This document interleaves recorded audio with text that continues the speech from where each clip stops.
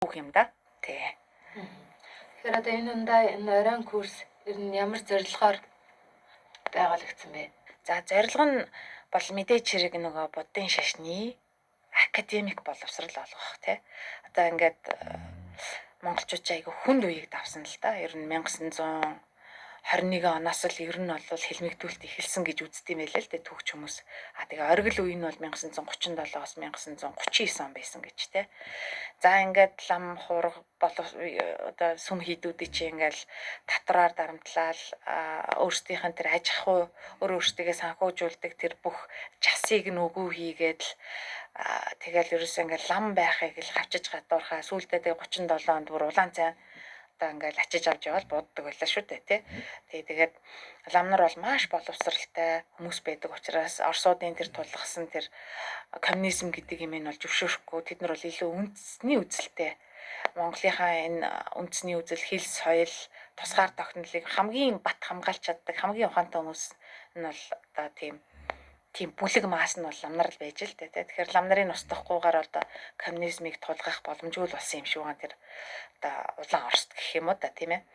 За тэгээ ингээд их сайхан одоо 20 дугаар зууны ихэнх үед чинь монголч нь бараг төвдөөс илүү гарцсан. Манай монголчууд урагшаад одоо төвд рүү явж тэгээд заавал гівшил харан боллуулгүйгээр Монголдо одоо тэр гівшил харамцаалтай дүүцүүлж болдог гавж гэдэг цолыг хамгаалуулдаг болцсон.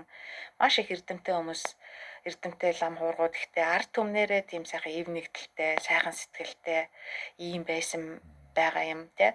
За ингээд одоо энэ хэлмэгдүүлэлт үүсээд ингээд учир мэддэг соёл тусгаар тогтнолын дархлаагаа мэддэг лам боловсон хүчин болон хамгийн мундаг сэхэтэнлэг алтан уургийнхан за тэгээд хамгийн одоо сэхэтэнлэг боловсралтай энгийн ард иргэдийг бол хядсан тийм ээ бүр юм одоо геноцид болсон гэж яриад байгаа шүү дээ. Үүний дараа бол одоо ингээд социализмаар ингээд хүмүүжүүлсэн. За ингээд 1990 он гараад бүгдээрээ эргээд бурхны шашнаа ер нь шашин шүтэх хэрэгтэй болсон. За тэр үед бол бүх шашны урсгал ингээ Монголд орж ирсэн байгаа энийг 91 92 он. За 2000 одоо 2005 он гэхэд бол ерөөсөө дэлхий дээр 20 бүр ингээ зарим улс оронд 20-той байдаг шашны урсгалууд хүртэл одоо Монголд бол ингээл чөлөөтэй л байж байгаа тий.